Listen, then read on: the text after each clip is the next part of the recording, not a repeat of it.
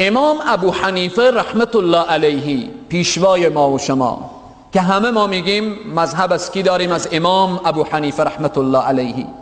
امام ابو حنیفه و همراه شاگردان خود و یاران خود همه به این نظرن که موسیقی حرامه، موسیقی گوش کردن از او حرامه و از این حدیث استدلال میکنن. از این حدیث میفرماین استعمال الملاهی معصیتون، استعمال کردن شیهای بیهوده همچون آله و اسباب موسیقی این چی هست؟ این معصیت هست، گناه هست.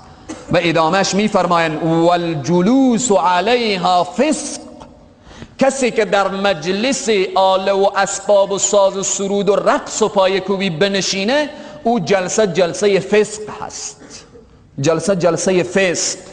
ادامه حدیث و تلذذ بها کفر، کسی که از موسیقی لذت ببره کفره. امام ابو حنیفه رحمت الله علیه و یارانشان و شاگردانشان از این حدیث استدلال میکنن و موسیقی حرام میدانن. امام شافعی رحمت الله علیه میفرمایند کسی که عمل موسیقی را انجام میدهد او مردود و شهادت هست.